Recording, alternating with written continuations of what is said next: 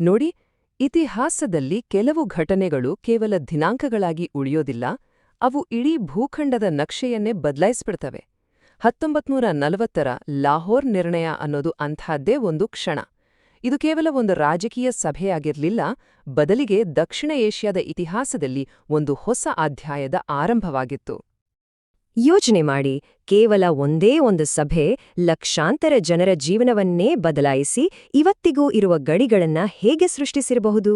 ಬನ್ನಿ, ಇದರ ಹಿಂದಿನ ಕಥೆ ಏನು ಅಂತ ನೋಡೋಣ. ಲಾಹೋರ್ ನಿರ್ಣಯವನ್ನ ಕೇವಲ ಒಂದು ರಾಜಕೀಯ ತೀರ್ಮಾನ ಅಂತ ನೋಡೋದು ಸರಿಯಲ್ಲ. ಅದೊಂದ್ ರೀತಿ ಫೌಂಡೇಶನ್ ಡಾಕ್ಯುಮೆಂಟ್ ಇದ್ದ ಹಾಗೆ. ಇದು ಒಂದು ಹೊಸ ರಾಷ್ಟ್ರದ ಕಲ್ಪನೆಗೆ ಅಧಿಕೃತ ಮುದ್ರೆ ಒತ್ತಿದ ಒಂದು ಐತಿಹಾಸಿಕ ಪತ್ರ. ಇದರ ಮಹತ್ವ ಅರ್ಥ ಮಾಡ್ಕೋಬೇಕು ಅಂದ್ರೆ ನಾವು ಮೊದಲು ಆ ಕಾಲದ ರಾಜಕೀಯ ಪರಿಸ್ಥಿತಿ ಹೇಗಿತ್ತು ಅಂತ ನೋಡ್ಲೇಬೇಕು. ಯಾವುದೇ ದೊಡ್ಡ ಘಟನೆ ಸುಮ್ಸುಮ್ನೆ ಆಗಲ್ಲ ಅಲ್ವಾ? ಹಾಗೆ ಈ ನಿರ್ಣಯ ಕೂಡ ಶೂನ್ಯದಲ್ಲಿ ಹುಟ್ಟಿದ್ದಲ್ಲ. ನಿಜ ಹೇಳ್ಬೇಕಂದ್ರೆ 1930ರ ದಶಕದ ಕೊನೆಯಲ್ಲಿ ಬ್ರಿಟಿಷ್ ಭಾರತ ಒಂದು ರೀತಿ ರಾಜಕೀಯ ಸಿಡಿಮದ್ದಿನ ಕೋಠಿ ಥರಾನೇ ಇತ್ತು. ಹಲವಾರು ಘಟನೆಗಳು ಈ ಐತಿಹಾಸಿಕ ಸಭೆಗೆ ವೇದಿಕೆ ಸಿದ್ಧಪಡಿಸಿದ್ವು. ಹಾಗಾದ್ರೆ ಏನೇನಾಯ್ತು ಅಂತ ನೋಡೋಣ. 1935ರಲ್ಲಿ ಭಾರತ ಸರ್ಕಾರ ಒಂದು ಕಾಯ್ದೆ ತರುತ್ತೆ. ಇದರಿಂದ ಹೊಸ ಚುನಾವಣೆಗಳಿಗೆ ದಾರಿಯಾಯಿತು. ಆಮೇಲೆ 1937ರಲ್ಲಿ ನಡೆದ ಚುನಾವಣೆಗಳಲ್ಲಿ ಕಾಂಗ್ರೆಸ್ ಭರ್ಜರಿ ಜಯ ಸಾಧಿಸಿತು. ಈ ರಾಜಕೀಯ ಬದಲಾವಣೆ ಇದೆಯಲ್ಲ, ಇದೇ ಮುಸ್ಲಿಂ ಲೀಗ್ನಲ್ಲಿ ಒಂದು ದೊಡ್ಡ ಆತಂಕವನ್ನೇ ಸೃಷ್ಟಿ ಮಾಡ್ಬಿಡ್ತು. ಹೌದು, ಕಾಂಗ್ರೆಸ್ ಆಡಳಿತ ಶುರುವಾದ್ಮೇಲೆ ಮುಸ್ಲಿಂ ಸಮುದಾಯದಲ್ಲಿ ಒಂದು ತರಹದ ಆತಂಕ ಶುರುವಾಯಿತು.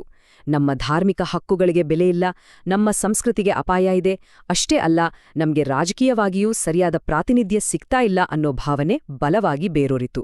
ನೋಡಿ, ಇದೇ ಅಸಮಾಧಾನವನ್ನೇ ಮುಸ್ಲಿಂ ಲೀಗ್ ತನ್ನ ಪ್ರಬಲ ಅಸ್ತ್ರವಾಗಿ ಬಳಸ್ಕೊಂಡಿದ್ದು. ಹಾಗಾದ್ರೆ ಈ ಎಲ್ಲ ರಾಜಕೀಯ ಗಲಾಟೆ ಉದ್ವಿಗ್ನತೆಗಳ ಮಧ್ಯೆ ಇದ್ದ ಮೂಲ ಪ್ರಶ್ನೆ ಏನ್ ಗೊತ್ತಾ? ಭಾರತ ಒಂದೇ ಅಖಂಡ ರಾಷ್ಟ್ರವಾಗಿರ್ಬೇಕಾ ಅಥವಾ ಅದನ್ನ ವಿಭಜಿಸಬೇಕಾ? ಇದೇ ಆ ಕಾಲದ ಅತ್ಯಂತ ದೊಡ್ಡ ಜ್ವಲಂತ ಚರ್ಚೆಯಾಗಿತ್ತು. ಒಂದು ಕಡೆ ಭಾರತೀಯ ರಾಷ್ಟ್ರೀಯ ಕಾಂಗ್ರೆಸ್ ಒಂದೇ ದೇಶ ಒಂದೇ ರಾಷ್ಟ್ರ ಅನ್ನೋ ಕಲ್ಪನೆಯಲ್ಲಿ ಗಟ್ಟಿಯಾಡಿ ನಂಬಿಕೆ ಇಟ್ಟಿತ್ತು. ಆದ್ರೆ ಇನ್ನೊಂದು ಕಡೆ ಆಲ್ ಇಂಡಿಯಾ ಮುಸ್ಲಿಂ ಲೀಗ್ ದ್ವಿರಾಷ್ಟ್ರ ಸಿದ್ಧಾಂತವನ್ನೇ ಮುಂದಿಟ್ಕೊಂಡು ವಾದ ಮಾಡ್ತಿತ್ತು. ಅಂದ್ರೆ ಎರಡು ಬೇರೆ ಬೇರೆ ರಾಷ್ಟ್ರಗಳು ಬೇಕು ಅಂತ. ಈ ಎರಡು ದೃಷ್ಟಿಕೋನಗಳ ನಡುವಿನ ಸಂಘರ್ಷ ಇದೆಯಲ್ಲ, ಅದೇ ಮುಂದಿನ ಎಲ್ಲಾ ಘಟನೆಗಳಿಗೆ ಅಡಿಪಾಯ ಹಾಕಿದ್ದು.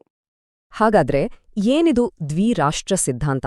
ಸಿಂಪಲ್ ಆಗಿ ಹೇಳ್ಬೇಕಂದ್ರೆ ಇದರ ಪ್ರಕಾರ ಹಿಂದೂಗಳು ಮತ್ತು ಮುಸ್ಲಿಮರು ಕೇವಲ ಎರಡು ಧಾರ್ಮಿಕ ಸಮುದಾಯಗಳಲ್ಲವಂತೆ, ಬದಲಿಗೆ ಎರಡು ಬೇರೆ ಬೇರೆ ರಾಷ್ಟ್ರಗಳು. ಯಾಕಂದ್ರೆ ಅವರ ಸಂಸ್ಕೃತಿ, ಇತಿಹಾಸ, ಜೀವನ ವಿಧಾನ ಎಲ್ಲವೂ ಬೇರೆ ಬೇರೆ. ಅದಕ್ಕೋಸ್ಕರ ಅವರಿಬ್ರು ಒಂದೇ ರಾಜಕೀಯ ವ್ಯವಸ್ಥೆಯ ಅಡಿಯಲ್ಲಿ ಒಟ್ಟಿಗೆ ಬಾಳೋದು ಅಸಾಧ್ಯ ಅನ್ನೋದೇ ಈ ಸಿದ್ಧಾಂತದ ವಾದ. ಈ ಸಿದ್ಧಾಂತದ ಸಾರವನ್ನೇ ಹಿಡಿದಿಡುವಂಥ ಒಂದು ಮಾತು ಬರುತ್ತೆ. ಅದು ಮುಹಮ್ಮದ್ ಅಲಿ ಜಿನ್ನಾ ಅವರಿಂದ. ತಮ್ಮ ಅಧ್ಯಕ್ಷೀಯ ಭಾಷಣದಲ್ಲಿ ಅವರು ಹೇಳಿದ್ದು, ಹಿಂದೂಗಳು ಮತ್ತು ಮುಸ್ಲಿಮರು ಎರಡು ವಿಭಿನ್ನ ನಾಗರಿಕತೆಗಳು. ಅಬ್ಬಾ, ಈ ಒಂದು ಘೋಷಣೆ ಇದೆಯಲ್ಲ, ಇದು ಪ್ರತ್ಯೇಕ ರಾಷ್ಟ್ರದ ಬೇಡಿಕೆಗೆ ಎಂಥ ಸೈದ್ಧಾಂತಿಕ ಬಲ ಕೊಟ್ಟು ಅಂದ್ರೆ ಇದು ಕೇವಲ ಒಂದು ರಾಜಕೀಯ ಹೇಳಿಕೆಯಾಗಿ ಉಳಿಲಿಲ್ಲ, ಅದೊಂದು ಇಡೀ ಚಳುವಳಿಗೆ ಸ್ಫೂರ್ತಿಯಾಗ್ಬಿಡ್ತು. ಸರಿ, ಇಷ್ಟೆಲ್ಲ ಹಿನ್ನೆಲೆ ನೋಡಿದ್ವಿ. ಈಗ ನೇರವಾಗಿ ಆ ಐತಿಹಾಸಿಕ ದಿನಕ್ಕೆ ಹೋಗೋಣ. 1940 ಮಾರ್ಚ್ 23 ಲಾಹೋರ್ನಲ್ಲಿ ನಡೆದಂತಹ ಆ ಸಭೆಯಲ್ಲಿ ನಿಜವಾಗೂ ಏನಾಯ್ತು? ಏನೆಲ್ಲ ನಿರ್ಧಾರಗಳಾದವು? ಆ ನಿರ್ಣಯದ ಪ್ರಮುಖ ಅಂಶಗಳಾದ್ರೂ ಏನು? ಈ ಐತಿಹಾಸಿಕ ಅಧಿವೇಶನವನ್ನ ಆಯೋಜಿಸಿದ್ದು ಆಲ್ ಇಂಡಿಯಾ ಮುಸ್ಲಿಂ ಲೀಗ್. ಜಾಗ ಲಾಹೋರ್ನ ಮಿಂಟೋ ಪಾರ್ಕ್. ಇಲ್ಲಿ ಒಂದು ಇಂಟ್ರೆಸ್ಟಿಂಗ್ ವಿಷಯ ಏನಂದ್ರೆ, ಈ ನಿರ್ಣಯವನ್ನ ಮಂಡಿಸಿದ್ದು ಯಾರು ಗೊತ್ತಾ? ಅಂದಿನ ಬಂಗಾಳದ ಮುಖ್ಯಮಂತ್ರಿಯಾಗಿದ್ದ ಎ.ಕೆ. ಫಜ್ಲುಲ್ ಹಕ್ ಅವರು. ಹಾಗಾದ್ರೆ ಆ ನಿರ್ಣಯದಲ್ಲಿ ಇದ್ದ ಬೇಡಿಕೆಗಳು ಏನೇನು? ಸಿಂಪಲ್ ಆಗಿ ಹೇಳೋದಾದ್ರೆ, ಮುಸ್ಲಿಂ ಬಾಹುಳ್ಯ ಎಲ್ಲೆಲ್ಲಿದೆಯೋ ಆ ಪ್ರದೇಶಗಳನ್ನೆಲ್ಲ ಒಟ್ಟುಗೂಡಿಸ್ಬೇಕು. ಆಮೇಲೆ ಅವುಗಳನ್ನ ಸಂಪೂರ್ಣ ಸ್ವಾಯತ್ತ ಮತ್ತು ಸಾರ್ವಭೌಮ ಸ್ವತಂತ್ರ ರಾಜ್ಯಗಳಾಗಿ ಮಾಡ್ಬೇಕು ಅನ್ನೋದೇ ಇದರ ಪ್ರಮುಖ ಬೇಡಿಕೆಯಾಗಿತ್ತು. ಆದ್ರೆ ಇಲ್ಲೊಂದು ದೊಡ್ಡ ಟ್ವಿಸ್ಟ್ ಇದೆ. ಏನ್ ಗೊತ್ತಾ? ಇಡೀ ನಿರ್ಣಯದಲ್ಲಿ ಎಲ್ಲೂ ಒಂದೇ ಒಂದು ಸಾರಿ ಕೂಡ ಪಾಕಿಸ್ತಾನ ಅನ್ನ ಪದವನ್ನೇ ಬಳಸಿಲ್ಲ. ಆಶ್ಚರ್ಯ ಅಲ್ವಾ? ಆದರೂ ಕೂಡ ಇತಿಹಾಸದಲ್ಲಿ ಇದನ್ನ ಪಾಕಿಸ್ತಾನ ನಿರ್ಣಯ ಅಂತಾನೇ ಕರೆಯೋದು.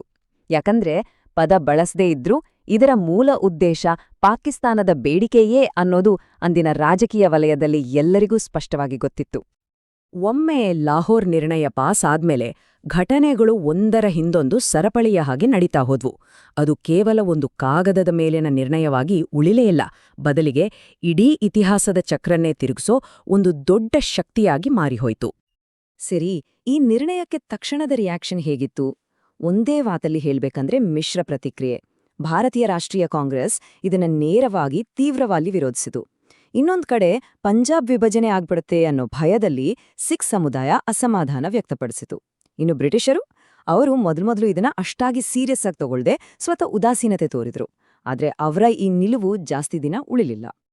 ನೋಡಿ, ಲಾಹೋರ್ ನಿರ್ಣಯದಿಂದ ಹೇಗೆ ಎಲ್ಲವೂ ಬದಲಾಯಿತು ಅಂತ. ಮೊದಲು ಪ್ರತ್ಯೇಕ ರಾಜ್ಯದ ಗುರಿ ಮುಸ್ಲಿಂ ಲೀಗ್ನ ಅಧಿಕೃತ ಪಾಲಿಸಿ ಆಯಿತು. ಇದು ನೇರವಾಗಿ 1946ರ ಕ್ಯಾಬಿನೆಟ್ ಮಿಷನ್ ಮಾತುಕತೆಗಳ ಮೇಲೆ ಪ್ರಭಾವ ಬೀರ್ತು. ಅಲ್ಲಿ ವಿಭಜನೆಯ ಪ್ರಸ್ತಾಪ ಚರ್ಚೆಗೆ ಬಂತು. ಆಮೇಲೆ ಬಂತು ಮೌಂಟ್ ಬ್ಯಾಟನ್ ಯೋಜನೆ. ಇದರಲ್ಲಿ ವಿಭಜನೆಯ ಅಂತಿಮ ಯೋಜನೆಗೆ ಒಪ್ಪಿಗೆ ಸಿಕ್ತು.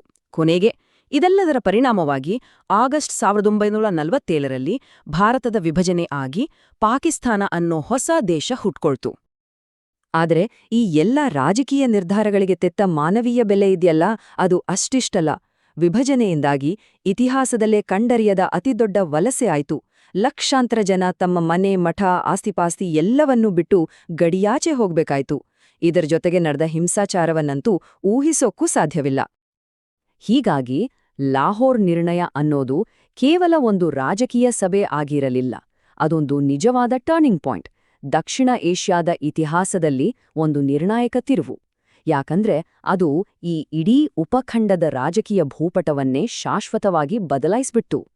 ಹಾಗಾದ್ರೆ ಯೋಚನೆ ಮಾಡಿ, ಕೇವಲ ಒಂದು ಕಾಗದದ ಮೇಲೆ ಬರೆದ ಒಂದು ಐಡಿಯಾ, ಒಂದು ನಿರ್ಣಯ, ಲಕ್ಷಾಂತರ ಜನರ ಭವಿಷ್ಯವನ್ನ, ಇಡೀ ಇತಿಹಾಸದ ದಿಕ್ಕನ್ನ ನಿಜವಾಗಿಯೂ ಬದಲಾಯಿಸೋಕೆ ಸಾಧ್ಯನಾ? ಲಾಹೋರ್ ನಿರ್ಣಯದ ಈ ಇಡೀ ಕಥೆ ಈ ಪ್ರಶ್ನೆಗೆ ಒಂದು ಅತ್ಯಂತ ಶಕ್ತಿಯುತವಾದ ಉತ್ತರವನ್ನಂತೂ ಖಂಡಿತ ಕೊಡುತ್ತೆ. ಇನ್ನೂ ಈ ತರಹ ಹೆಚ್ಚು ವಿಡಿಯೋಗಾಗಿ ನಮ್ಮ ಚಾನೆಲ್ ಸಬ್ಸ್ಕ್ರೈಬ್ ಮಾಡ್ಕೊಳ್ಳಿ.